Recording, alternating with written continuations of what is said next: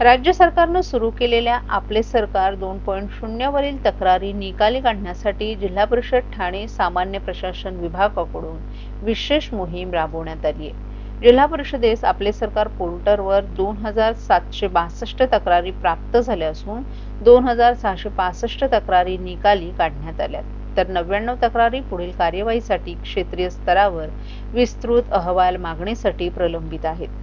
या पोर्टलद्वारे ग्रामस्थांना आपल्या तक्रारी ऑनलाईन दाखल करणं तसंच त्याची सद्यस्थिती जाणून घेण्याची सुविधा उपलब्ध करून दिली असल्याची माहिती ठाणे जिल्हा परिषदेच्या वतीनं देण्यात आली आहे। आतापर्यंत 97% तक्रारी निकाली काढण्यात जिल्हा परिषदेला यश आले। शासन निर्देशानुसार 21 दिवसांच्या आत आपले सरकार केंद्रांवर दाखल झालेल्या तक्रारींचं निराकरण करणं अनिवार्य आहे। त्यानुसार मुख्य कार्यकारी अधिकारी रोहन घुगे यांच्या मार्गदर्शनाने जिल्हा परिषदेकडे येणाऱ्या तक्रारी सरासरी 11 दिवसांच्या आतच निकाली काढण्यात येत असून सर्व विभागातील अधिकारी कर्मचाऱ्यांनी यासाठी विशेष प्रयत्न केले। आपले सरकार पोर्टलवरील प्राप्त तक्रारींचा मुख्य कार्यकारी अधिकारी यांच्या अध्यक्षतेखाली प्रत्येक सोमवारी साप्ताहिक सखोल आढावा घेण्यात येतो। तक्रारदाराची तक्रार मांडणी व्यवस्थित झाली नाही किंवा समजलं नाही तर तक्रारदारास दूरध्वनीवर तात्काळ संपर्क केला जातो। तक्रारींचं निवारण ठाणे जिल्हा परिषदेकडून उत्तम प्रकारे होत असल्याबाबत समाधान ग्रामस्थांमधून व्यक्त करण्यात येत असल्याची माहिती उपमुख्य कार्यकारी अधिकारी अविनाश फडतर यांनी दिली आहे।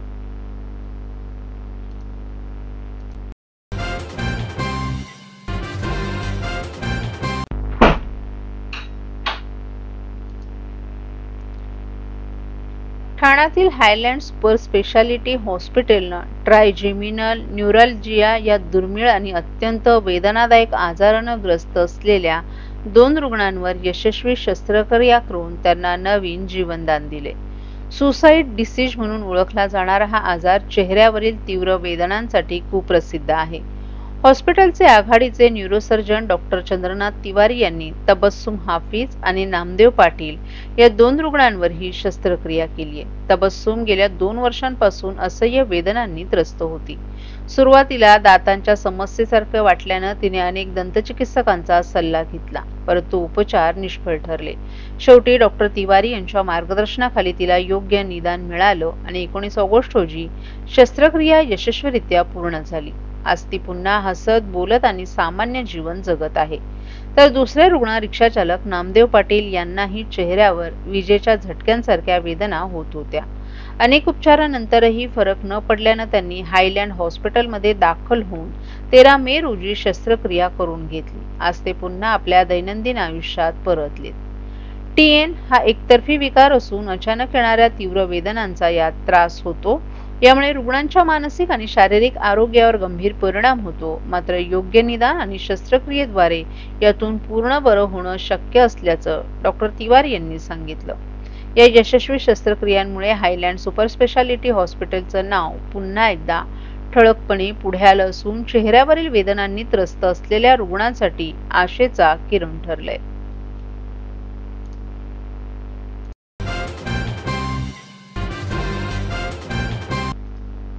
ठाण्यातील प्रचंड वाहतूक कोंडी, जड अवजड वाहनांची बेकायदेशीर वाहतूक आणि प्रशासनाच्या निष्क्रिय विरोधात महाराष्ट्र नवनिर्माण सेनेनं पुन्हा एकदा आक्रमक भूमिका घेतली आहे। येत्या 20 सप्टेंबर रोजी मनसेकडून ठाणे महानगरपालिकेसमोर ट्रॅफिक मार्च मोर्चा काढण्यात येणार असून हा मोर्चा मनसे नेते अविनाश जाधव यांच्या नेतृत्वाखाली होणार आहे।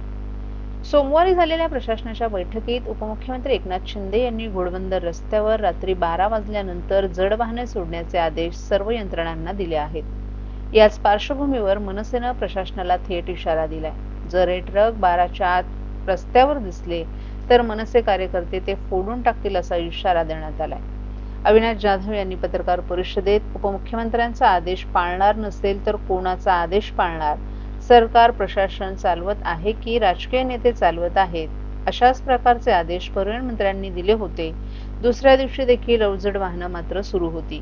उपमुख्यमंत्र्यांनी आदेश दिल्यानंतर सुद्धा तेच सुरू आहे। आज कारवाई करा, मी फोटो देतो, आदेश पाळले जात नाहीत, 1-2 अधिकारी निलंबित झाले पाहिजेत असं जाधव यांनी सांगितलं। आम्ही ट्रॅफिक मार्च काढत आहोत। ठाण्याच्या ट्रॅफिकवर लक्ष केंद्रित करण्यासाठी हा मोर्चा काढत आमच्या मोर्चाने लगेच क्रांती होणार नाही। हा सर्वसामान्यांचा आक्रोश आहे. आपल्याला राज ठाकरे यांनी बोलायला आवाज दिलाय, त्यांचा आवाज म्हणून आपण ठाणेकरांसमोर जाणार आहोत. आज ना उद्या ठाणेकरांना वाहतूक कोंडीतून आपण बाहेर काढणारच, असं देखील त्यांनी सांगितलं. वाहतुकीचे नियम मोडणाऱ्यांवर अंकुश ठेवण्यासाठी ठाणे वाहतूक पोलिसांनी सीसीटीव्ही कॅमेऱ्यांच्या मदतीनं करडी नजर ठेवण्यास सुरुवात केली आहे. याबाबत त्यांना विचारलं असता अविनाश जाधव यांनी सीसीटीव्हीद्वारे लक्ष नाही तर सीसीटीव्हीद्वारे वसुली केली जाणार आहे. ते काम वसुलीचंच आहे. शिस्त लावायला या गोष्टी झाल्या पाहिजेत, परंतु जे अवजड वाहनं येतात, एकावर एक 4 लेन उभ्या राहतात, त्यांच्यावर का कारवाई होत नाही? तिथे का नियमांचं पालन होत नाही? सरकार नियमांचं पालन का करत नाही? नियम फक्त आम्हीच पाळायचे का, असाही त्यांनी सवाल उपस्थित केलाय. एकनाथ शिंदे यांनी प्रशासनातील वरिष्ठ अधिकाऱ्यांसोबत बैठक घेतली. जस्टिस फॉर घोडबंदर या कमिटीची देखील बैठक घेतली आणि आदेश दिलेला आहे की जे अवजड वाहनं आहेत ती 12 वाजेपर्यंत 12 नंतर सोडण्यात यावी रात्री.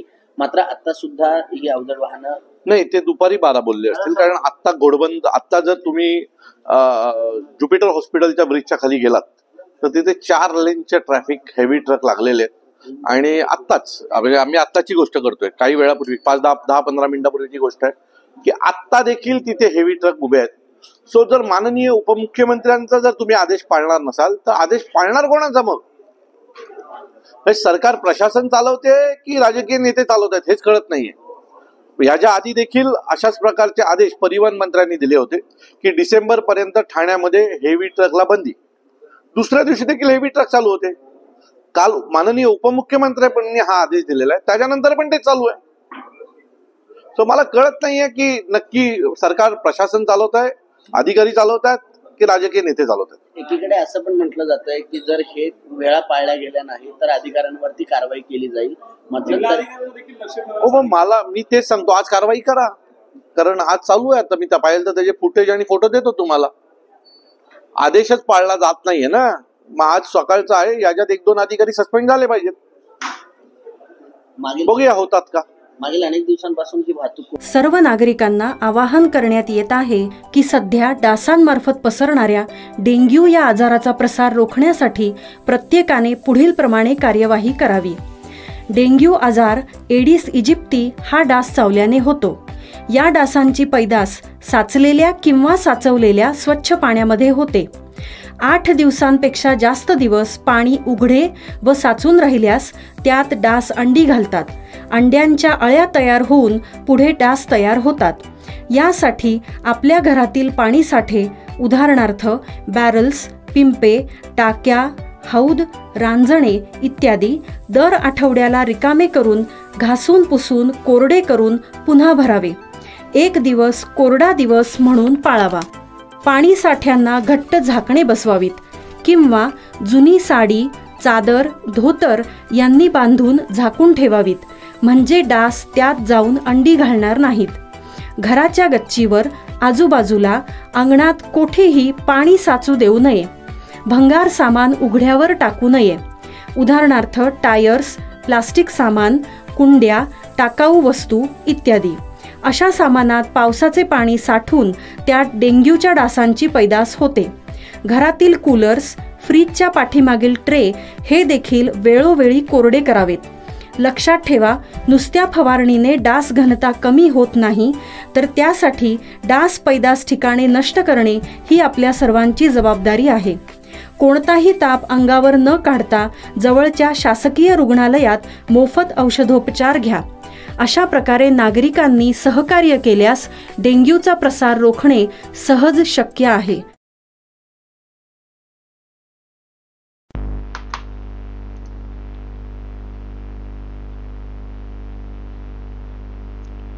ठाणे जिल्हा परिषदेमार्फत ग्रामीण विकास, स्वच्छता, आरोग्य, पोषण आणि पर्यावरण संवर्धनासाठी विविध शासकीय अभियानांची प्रभावी अंमलबजावणी होणार आहे.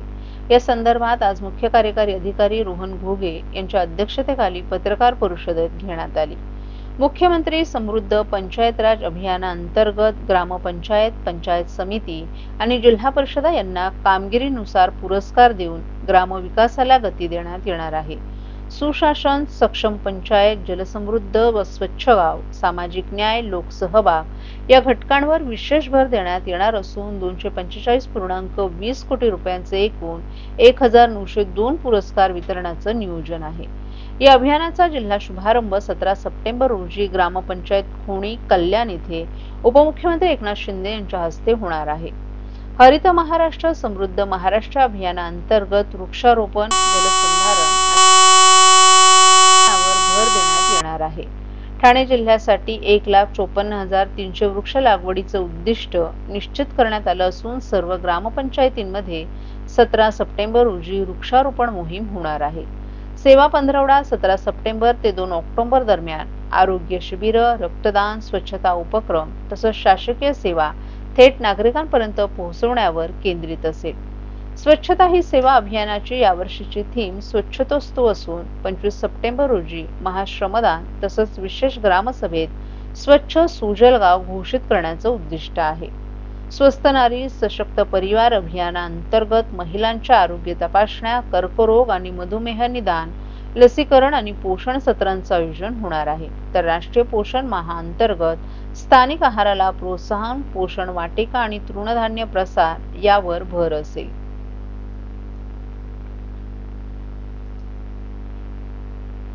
सर्वांना नमस्कार। ग्रामीण विकास विभागामार्फत मुख्यमंत्री समृद्ध पंचायत राज अभियान या एका महत्त्वाकांक्षी आणि सर्वसमावेशक अभियानाची सुरुवात 17 सप्टेंबर रोजी करण्यात येत आहे। या अभियानाचा कालावधी 17 सप्टेंबर ते 31 डिसेंबर हा असणार आहे आणि त्याच्या पूर्वतयारीमध्ये आपण क्षमता बांधणी प्रशिक्षण ही जिल्हास्तर, तालुकास्तर आणि ग्रामस्तर याच्यामध्ये सर्वच लोकांची क्षमता बांधणी प्रशिक्षण घेतलेली आहेत। क्षमता बांधणी ग्रामसभा घेतलेल्या आहेत। याची मोठ्या प्रमाणावरती प्रचार प्रसिद्धी करण्यात आलेली आहे आणि ह्या अभियानाचं जे स्वरूप आहे ते अगदी सर्वसमावेशक आहे। याच्यामध्ये मोठे 8 मुद्दे आहेत आणि लहान असे 40 मुद्द्यांचा याच्यामध्ये समावेश आहे आणि याच्यामध्ये प्रत्येक स्तरावरती म्हणजे तालुका स्तर असेल, जिल्हा स्तर असेल, विभाग स्तर असेल आणि राज्यस्तर असेल यावरती मिळून 1902 बक्षिसं यामध्ये देण्यात येणार आहेत आणि टोटल बक्षिसांची जर रक्कम बघितली आपण तर ती 290 कोटी 33 लाख एवढी मोठ्या प्रमाणावरती ही बक्षिसांची रक्कम असणार आहे। याच्यामध्ये सर्वच ग्रामीण विकासामध्ये ज्या काही सगळ्या डिपार्टमेंटचा आहे तो कृतीसंगम याच्यामध्ये करण्यात येणार आहे। सर्व योजनांचा कृतीसंगम करण्यात येणार आहे। याच्यामध्ये आपण स्वच्छता ही सेवा, सेवा पंधरवडा, त्याच्यानंतर हरित महाराष्ट्र, त्याच्यानंतर पोषण अभियान आणि त्याच्यानंतर स्वस्थ नारी सशक्त परिवार यासारख्या सर्व अभियानांचा कृतीसंगम करणार आहोत। तेही 17 तारखेलाच त्यांचाही शुभारंभ होणार आहे। आपला जिल्हास्तरीय जो शुभारंभ आहे तो कल्याणमध्ये जे खोणी गाव आहे या ठिकाणी आपल्या राज्याचे माननीय उपमुख्यमंत्री श्री एकनाथजी शिंदे साहेब यांच्या हस्ते याचा शुभारंभ जिल्हा स्तरावरती होणार आहे आणि सर्व आमदार आणि खासदार महोदय हे आपापल्या कार्यक्षेत्रामध्ये सर्व ग्रामपंचायतींमध्ये उपस्थित राहून या अभियानाचे शुभारंभ करणार आहेत। या अभियानामध्ये सर्वात जास्त महत्त्वाचा जो आहे तो लोकसहभाग आहे, कारण या सर्व योजनांचा कृतीसंगम आणि लोकांचे इनिशिएटिव्ह याच्यामधूनच हे अभियान आपल्याला सशक्त आणि संपूर्ण बनवायचं आहे। तर त्याच्यासाठी माझं सर्व नागरिकांना आणि आपल्याला सर्वांना आवाहन असेल की मोठ्या प्रमाणावरती या अभियानामध्ये सहभागी व्हावं आणि एक समृद्ध ग्रामपंचायत बनवण्यामध्ये आणि समृद्ध ग्रामविकास करण्यामध्ये ठाणे जिल्हा हा नेहमीच अग्रेसर राहील यासाठी आपण सर्वांनी प्रयत्न करावा असं मी आपल्या सर्वांना आवाहन करतो।